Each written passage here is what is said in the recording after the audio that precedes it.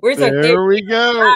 live? We are live. Hello, everybody. Happy New Year. Happy New Year. Lenny and I, Lenny, you probably did. I shouldn't speak for you, but had this moment of, oh, and we're doing the exchange tomorrow. Right. Like when we signed back in yesterday morning, we're like, oh, end the exchange. Like not only do we have these weird work days of the 2nd and 3rd of January, but also like, and we're going live. Yes. Well, you'll notice most of the articles were posted yesterday in our Slack channel. So right. Well, fortunately, I think that the world observed some quiet, in the last, 2 weeks since we last met, right? So, for the most part, we didn't have a lot of insights industry happenings. So, and no massive tech developments. So we can talk about some fun stuff today. We can talk about some fun stuff. Absolutely. Well, let's kick it off with your idea. Make it a little personal. So fun. Yes. What's your New Year's focus, resolution, challenge, whatever you want to call it? Here's what's so funny. So I started doing word of the year, and it started, I went back and I looked. I mean, I have a whole envelope full of resolutions from past years of all of my people, including, look, now I'm really going to share. This is not off the beaten path, folks. So indulge me for a minute, including, in 2014, when my resolution was a cleaner workspace. It's 2014. But like one of my daughters was to be a better sister. 2014. Oh. She was 10. So we started tracking these then. So now we've had 10 years or 12 years of tracking resolutions. And at some point I shifted to a singular word instead of a resolution. I think it might have been 2016 when somebody had shared with me a one-word bracelet of empathy deep in my qualities. And and then each year I choose a different word. And this year my word is choose. And it's going to be, I choose how I show up to work each day. That's a choice. I choose how to manage my priorities. That's a choice every day, kind of when I face my calendar. Personally, it's I choose my response to things that might be out of my control. So my word for the year is choose. So anyways, that's how I'm going into 2025 with a little bit of deliberate, mindful approach to everything. I like that. And actually it made me think prior to going live, folks, we were talking about the big ice storm of 2025 starting in the kind of southeast and Ohio Valley, which I am primed to get nailed with. And so while you were talking, I thought, well, resilience. See, now that's a resilience. Great word. That's a good word. It's because it comes with flexibility, agility. There's so many kind of corollaries to that I think will be absolutely appropriate for this year. And what I love, Lenny, that we're doing this, and like mental note, like you've already, those two words, choose and resilience, have made it onto a Post-it note. And maybe at this time in 2026, I'm going to say, how do we do, friends? There we go. I like it. I like choose. I like the concept of sovereignty, and being in recovery, the idea of serenity as well, right? Which is choice. Right. I was thinking of the serenity prayer when you were talking about that. All of those things are.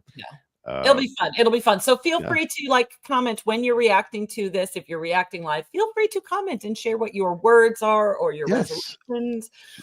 Feel free to, to build on it, because I just think it's fun to say them out loud. It sets them as an intention for the year. And professionally, I think a lot of people choose personal, right? We talked about whether you're choosing a personal something I want to do. It's the lose the weight, it's the dry January, it's the whole 30 or whatever. There's a lot of kind of health and wellness things that float around there for people personally. But I think professionally, we should be mindful too about how we go into the year. So I agree 100%. Those concepts, I don't have much separation between personal and work to begin with, right? So those balance. Some people might choose balance or something. There we go. There we go. Do it. Anyway, so super fun. you know what was also fun? I don't know if you saw this piece that came my way. I shared it yesterday also, but this op-ed piece from the CMO of Zappy, Yep. Natalie Kelly, she shared it in the Drum. And it was really interesting to me because I love trends, right? We all do. We love trends.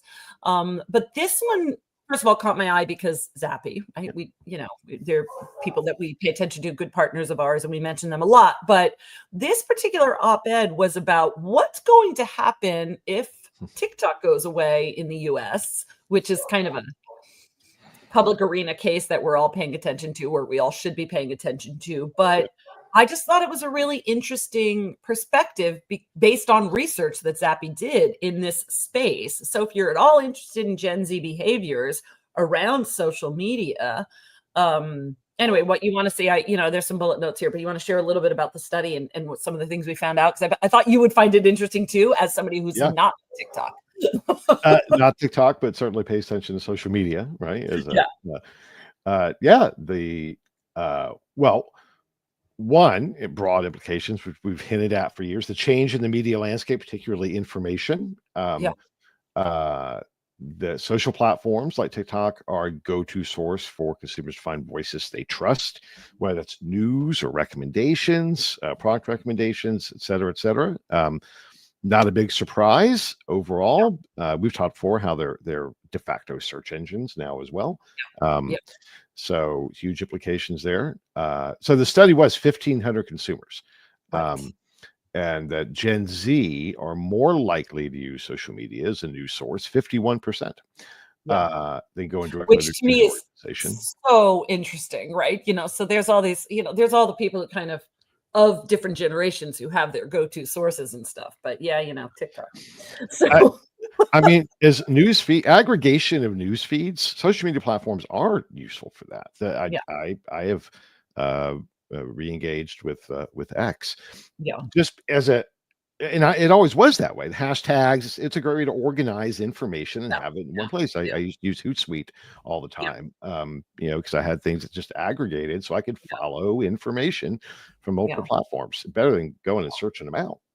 So what's interesting about, you know, I put myself not Gen Z, but having raised some Gen Zers, it says here from the Zappy study, almost half of Gen Z users report spending over 3 hours a day on the app.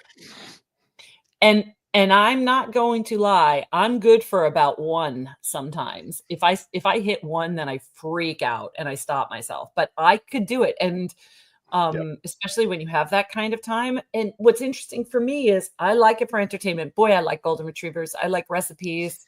You know, I can go on there and like search for random things and I'm like using it as a search engine. And that's me. And people share things with me that they're like, oh, Karen's going to like these kittens, or Karen's going to like these, you know, this, I don't know, this ridiculous, I got dancing cats. I have a lot of fun. And every now and then my husband will send something professional. I'll be like, nope, no, I don't want TikTok for professional, you know, news. And then I think, gosh, some people are doing it that way. So they do. Anyway, it's just interesting. We have to pay attention to this generation and then also explore the what if, what will they do? And I think the study here is a lot of them are like, I think I'll get off social media. I don't know that they know what their replacement would be. I don't know what they'll do for a news source or staying abreast of industry trends. Maybe they will all find the exchange.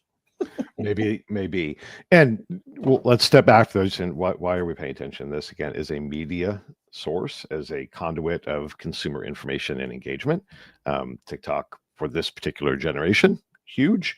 Just like Facebook is for, you know, probably the, you know, Gen X and boomers. You know, Twitter, et cetera, right? Regardless of what your Reddit, blah, blah, blah, depending upon your approach, or your particular interest areas.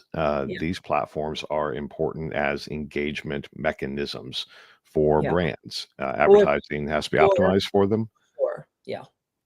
And also the idea that there are certain brands that I will actively kind of search for. Trader Joe's, for example. I'm a Trader Joe's shopper. So like I love searching for Trader Joe's recipes specifically. So I go onto TikTok and I pull up what are some, you know, Trader Joe's recipes. There's a very interesting way of getting a few ingredients at Trader Joe's. You know, it's like Trader Joe's meal ideas or something. And there is a very active community who is focused on that retail establishment, right? So if I'm Trader Joe's, I'm paying attention to that because Right. that's what I want to see, what my consumers are talking about there. What are they sharing? What are my influencers talking about? So I'm sure that's the case for other grocers too. I just haven't looked at it. I'm sure Whole Foods is on there. I'm sure, Yep. gosh, Kroger might be on there. Walmart's probably on there. We should do a deep dive. But I mean, Yeah. they're there. They're there. It's pretty cool. And the same applies to the other platforms. Now, the issue, just put it, is this idea of banning TikTok, which is because of the algorithm and the manipulation.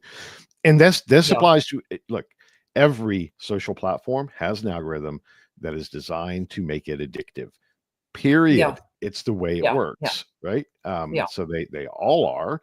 To your point, if I find myself scrolling on, X is really the only thing that I use nowadays. I like, oh no, I got to shut down, right? And you got to stop. You have to turn it off. Yeah. But what does this mean? What does this mean for our kind of insights professionals? Like, why would we even linger here? Why? I mean, aside from the fact that it's interesting, we're paying attention to Gen Z and their behaviors. Okay, that's kind of a given. We're talking about this platform for brands and what the consequences are there. But what else? Let's kind of, extract another nugget. Like, why do these things matter to an insights professional? Again, if the goal of insights is to tell marketers how to sell more stuff, and to the people who will buy that stuff. Fundamentally, it's what we do. So any of these things that impact how a population engages with information and gives them the ability to be exposed to advertising or marketing messages while also collecting data, that's hugely important. And this is interesting if, from the Gen Z standpoint, if they say, you take away my TikTok, I'm just going to go off social media. All right, well, how the hell are we going to reach them? Right. Because they're not watching regular TV. They're not watching broadcast like anybody is. So advertising will radically shift. Right. It creates challenges in how we engage, understand, and activate, which is the, at the purest level, what the marketing life cycle.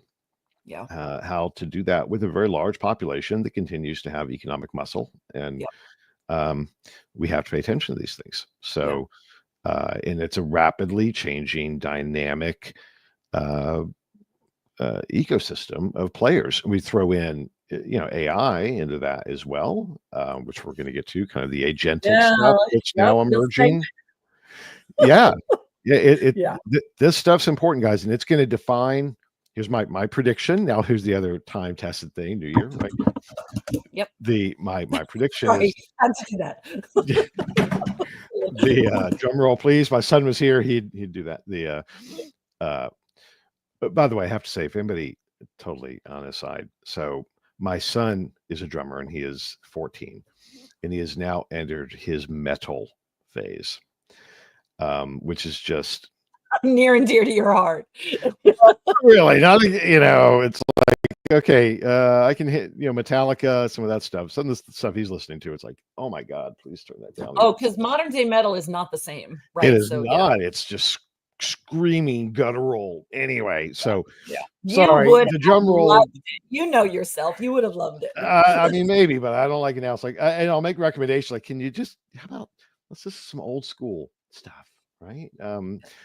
Everybody in metal listen to the Misfits. Can we listen to the Misfits? I'm right there with you, buddy. But anyway, so point prediction. This year we'll see more disruption and fragmentation of the media ecosystem than we have ever seen before, and it will be driven by the agentic model. And who will win will be what platform leverages agent AI most effectively to give people choice and control. I think that is the revolution that we will see this year. And we'll see who wins. It's going to going to be an interesting time. And so as marketers, we better pay attention to it. As researchers and supporting marketers, we need to pay attention to it because it's going to Boy, if I was radically working in change. insights on any of the kind of platforms out there right now, I would really be thinking about that. And hopefully there are researchers out there that are doing that work, understanding what choices people want in platform, how much they want to influence their algorithms, what they want to hide, what they want to see. I mean, I know, again, I'm a fairly heavy social media user, but I get really annoyed when the stuff that starts showing up is like, that's not why I'm here. Like, know what I want, because that's not why I'm here. Yep. And I think it'd be really cool to be a researcher, a qualitative researcher in particular, talking to the different generations about what those needs are, so that those platforms can win. So Yep. So stay tuned. Yeah, let us know if you're doing that work too. Super interesting. Write an article about it. Tell us what you can share that's not proprietary. Anyway. Yeah. Or maybe, we still have some events to program for this year, right? So seriously, I should look at our agenda, see if we're pretty much done with our agendas for these events. It's going to be interesting, but I'll probably have to keep like a singular spot for something that is like late breaking at all of the events. So anyway. Yep. More to come. So, but let's talk about this vision, this future of MRX, because there's a quote at the bottom of this article. What was it? I didn't write it down, and it said something like basically what you and I are saying, which is like the future. Like, this is not really the future. This is really the future is now. So we're saying 2029, but actually, so this is the future of MRX, a vision for 2029 from Sivo. And Sivo is a customer intelligence and market research firm. Sivo, S-I-V-O, if you're listening and not seeing the article that Carly just shared the link for. So obviously, a lot of these things, AI enhanced storytelling, not really a big surprise to me. I'm like, yes, I think there's people who are using it already. Agent to agent collaboration. Obviously, that's something you and I have been talking about. When I say obviously, I don't mean to condescend. I mean, Lenny and I have been talking about, yes, these are topics that we've been talking about. So we see those coming as well. Synthetic personas, synthetic data. Yes. Multimodal inputs, which, you could probably talk more methodologically, but isn't that really just about, connecting seemingly disparate data sources and putting them all together and connecting dots and... Well, that's a piece of it. I think it's really the idea in how they're referencing it is allowing consumers to engage with us in the mode that makes sense for them. So it could be voice only. It could be video. It could be, the GUI interface of a survey. But regardless of just allowing consumers to participate in the research process in the way that makes the most sense for them. Because we always built it on for efficiency for us, right? That was that's why the survey was a thing, because it was an efficient way to collect information. But again, AI has revolutionized that, and so there is no reason technically that we can't allow somebody to speak their responses as well as obviously it's not true in all cases. There's certainly going to be the example I always use, conjoint. I can't imagine a non-GUI interface, visual interface conjoint exercise. What a pain in the ass that would be. But in general, for a lot of research, it's allowing people to participate the way they choose to. Yeah, the way they choose to. Yeah. Not just the importance of it, not just for accessibility, but also the customer experience, right? And the participant experience. Absolutely. You want to continue with the rest of it? I thought it was. I thought, emotional AI, again, I kind of see that coming too. Like, let's try to, we're using AI, but let's make sure that we're also staying human. But also they mention humane AI, which really is about the ethical, and they use the phrase ethical, mindful collaboration. So it's human and humane, right? Or kind of emotional and then also ethical. So those are going to be two interesting things. And then this last point on our bulleted list, and these weren't the same order of the article. These are the order that I kind of pulled them out and to lump things together. But the researcher's elevated role. Now, you and I have also talked a lot about this, the creative strategic visionaries, the importance of a researcher in this role of strategic partner, informing decisions at a higher level than perhaps they've done before. Perhaps before they've been kind of pigeonholed into informing marketers and letting marketers, kind of do what they will with the information, like almost like, here's what we've done for you. Now you go forth and conquer. But now the insights professionals are really being expected to have that kind of visionary thinking, that strategic thinking, and be more consultative internally, even than they have been before. Yeah, which we've been talking about for years as an Yep. industry, right? The seat at the table. Yeah. Yeah. I mean, and so all of these things, I pulled this out in science. I thought, yep, I agree. I agree. I agree with all of that. And Yep. even that last point, let's just hover over that last point of a seat at the table. It's more than that. A seat at the table is actually a passive role of listening and learning from the top down, in my opinion. Sometimes you're sitting there and you're listening, but this is more than that. This is standing up in that room. Sorry, but was about to drop an F-bomb for the first F-bomb. Start the year out. This is not an appropriate reason to drop an F-bomb. Anyway, yeah, we'll have other reasons to drop an we'll have F-bomb other later reasons. on in the year. This is the year. This will be the year of the F-bomb on the exchange, I'm sure. This is standing up in that room and speaking, like, basically not just sitting at the table, but actively contributing to the conversations and moving that decision making forward. So very much active, not passive. Okay. Yes. Yeah. And one point that what's interesting about all of this, and it ties into that last point, the role of the researchers, which has primarily and fundamentally been a process role. Yeah. For such, in terms of a big chunk of the research function was managing process. Yeah. So, and technology continues to refine that, where it is a less and less of a time burden for us, and it pushes us into that more strategic role, because rather than the project manager role, which unfortunately a lot of has been kind of where researchers have been stuck for quite some time. And that's going to change. So, but I would encourage everybody to think through, as we talk about these changes from a technology standpoint, having someone who understands process and good research and the fundamentals of asking the right questions to get to the right answer to drive the business outcome, and then translating that in implications is still going to be hugely important. We are not there where, when we'll get to this, the last little piece here, where we can trust the technology to do everything flawlessly. We never should get to that point. So we still need to be able to check and understand and be able to discern what's good versus what's bad, and how to optimize it, while focusing more and more on that seat at the table. That Well, let's bump that one up, Carly. Let's talk about the last one. Kind of Lenny, you found this piece about paper from Anthropic about how AI systems don't have safety guarantees just yet, right? So this is hallucination is still a risk. And the two links here are, one to kind of the article that talks about the paper, and then one is to the paper itself, which is a little more technical. But I think we have to be mindful, especially before you and I are about to share some other things, kind of trends that are largely AI related. Like, we and other experts in AI and that particular technology are still in alignment that it is not perfect yet.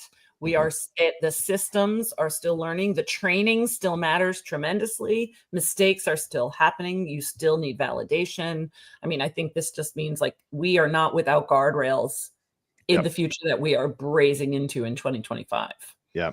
Well, I think what was really interesting about this was, so Anthropic did a large study on how AI systems will simulate ethical alignment without genuine safety guarantees, and that was the high level. The takeaway was that, to your point, how the system was trained. So here's hypothetical, relevant for our world. Okay, we are creating we are using synthetic personas, agents, to simulate an early stage focus group on a sensitive topic. Let's call it politics. Okay. And if the AI system was trained to not touch certain sensitive topics, let's call it racism. Okay. But yet we're trying to understand the potential impact of an ad campaign on different racial groups, right? I'm just making assumptions as we go along, right? The AI won't be accurate. It's trained not to, regardless of what we ask it. So if we try and set this persona of people to really share very sensitive perspectives on things, it won't do it. Right. So Yeah. it's not fit for purpose for all things. Yeah. And we have to understand garbage in, garbage out, Yeah. and how these things are built has real implications for how we can use it as a not a substitute. I don't think we ever get there, but even as a proxy for early stage research. Yeah. And let's just recognize that, right? So some of the ideas, how we think is it going to replace us? Is synthetic sample? Do we not have to ask questions?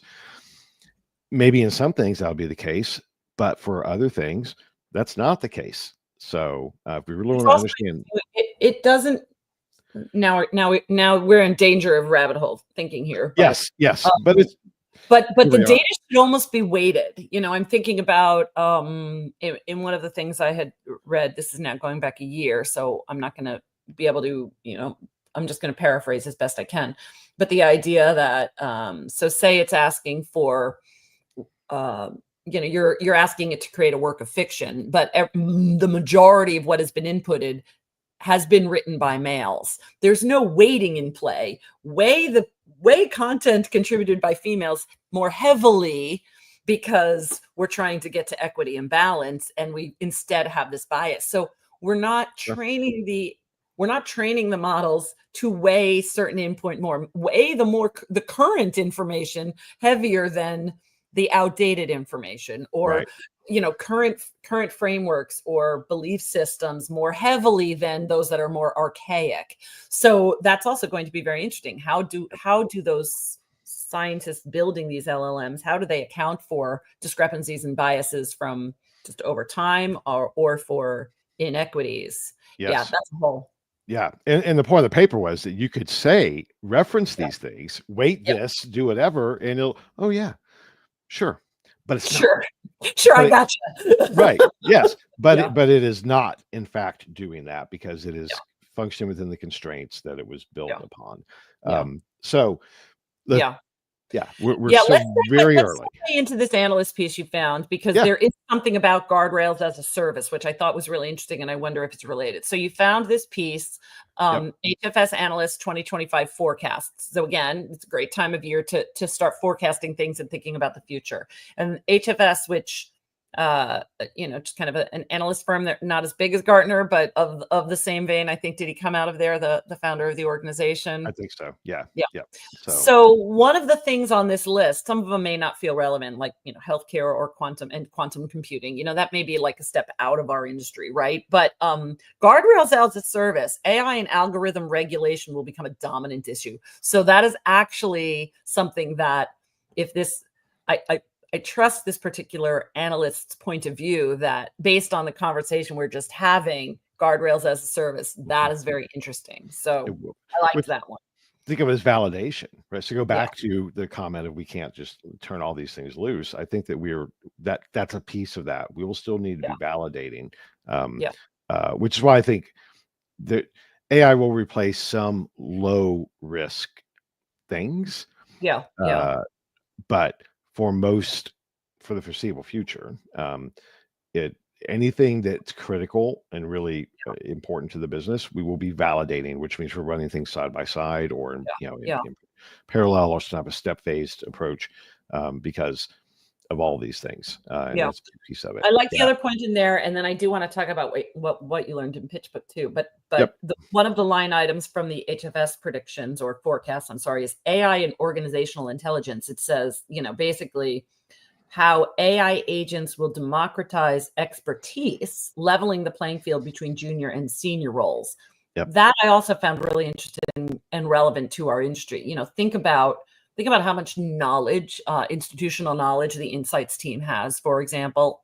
AI, which will allow anybody to leverage that, will have a level playing field with the insights professionals. So, their expertise will be shared across the organization. Junior employees in that department might have the same institutional knowledge that somebody who's more senior will have. So that's interesting. So to me, I see the way through for senior professionals to then use your experience for expertise, and you can no longer rest on my institutional knowledge being the value add, but now it has to be what I'm doing with all of that. So anyway, that's the path I went with that. I liked that one. Yeah. Well, I think, the difference between, so if we go back to the kind of a multimodal research approach, right? That could be an interviewer, and think about your basic, phone room interviewer versus your senior level, executive level interviewers, right? The, will we see, I mean, God, I got my start in running the phone room, and there are times I really an agent type of solution for some of these interviewers, but it's just so many different permutations. I do want to point out though that the quantum computing thing actually, because the other element of all this is speed. Just last week, MIT or Harvard did successfully, via traditional internet lines, did do quantum teleportation. So meaning information went from here to here like that, right? So speed, latency, those things that will continue to impact all of this, right? So it sounds like woo-woo and strange and quantum computing, but the idea of the increased bandwidth for computing power and speed and decrease of latency, talk about speed of business, it's only going to increase. And they go into supply chain dynamics kind of in both of those spaces, right? So in the healthcare space, and yes, hopefully it will revolutionize, cancer treatments. Yes. Supply chain in general, like hopefully, the AI applications in those spaces are ones that we can learn from. Like, what does that mean for us? What does that mean for us as insights professionals? So I really like that. But for the sake of time, I really want to talk about this Pitchbook stuff, because I think this is important because of kind of the takeaway. So the last article that we'll talk about today is from Pitchbook, and it's the idea that 1 in 4 new startups is an AI company. And I'm like, that's so fascinating. 20 AI startups account for 22% of first-time VC financing.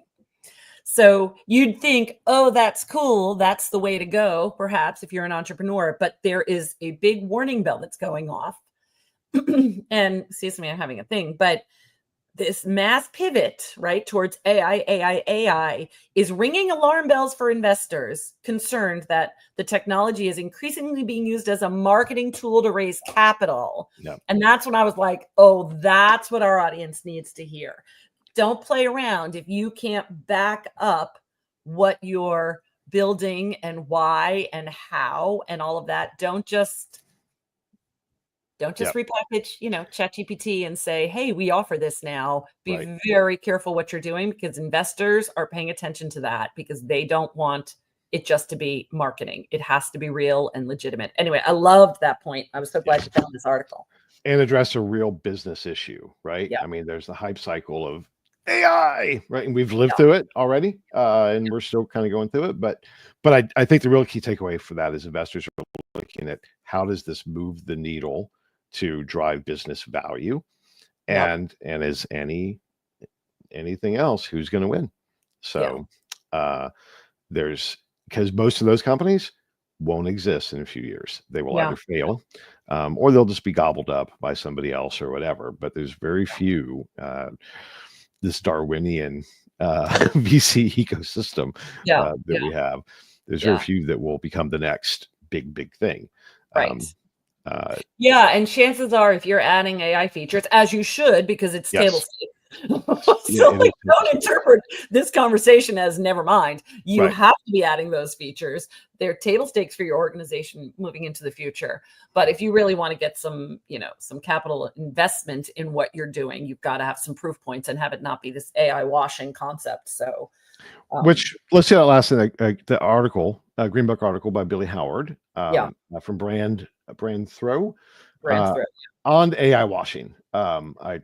I thought that was a great article and a good way to put that in there. So you said it. It's table stakes, but don't lead with we're an AI company when you're using it for analyzing open ends. That doesn't make you an AI company. That makes you just anybody else utilizing AI. A competitive researcher at the moment. Yeah. Right. You have to do it, but that's at the tip of the spear. So yeah. And Billy also, she spoke at our AI event, and so this article, whenever I see AI washing, she's the one who kind of introduced me to that concept, and I was like, oh yeah, that's what's happening. We have to be really careful. So I think that anyway, it just kind of puts a package on everything that we've been talking about today, right? Like it does. So did you decide, master of all content, are we going back to weekly? Oh yeah, did I not communicate that? Master of communication also, right? No. I think we should do weekly. I just can't. I think it's just what makes the most sense for us. Please, audience, tell us if we're wrong. But the holiday season has come and gone. January doldrums. I mean, I need this every week, if nothing else, just to talk to you in this way, because this is always one of my highlights. I just like it. I like what we do. I do too. So, excuse me, and I agree. I like, and hopefully we can get back to under 30 minutes. Yeah, exactly. If we're doing it that way. We're not trying to really I thought for sure today was going to be our day, but these were deep dive concepts, right? So I'm like, yes. Oh, here we go. Nice soapbox a little bit here and there, which yeah. So cool. So we'll see everybody and you next Friday, same time and same bat time, same bat channel. Same bat channel. Yep. I'm so glad you went there instead of me. Oh, by the way, I'm not even a Batman girly, so it's not even. But in my head, same advertising, right? That's what the TV said. It became a cultural meme. So same bat time, same bat channel. That's what we're doing, and no bat wings. Yeah, I don't know. I may have to wear a cowl at some point, but anyway. Well, I just want to see your best Metal Gear at some point, because I was more of a punk guy, right? The kids were asking for that. We were going through photos, and they're asking, Dad, are there any pictures of you with a mohawk? And thankfully, no.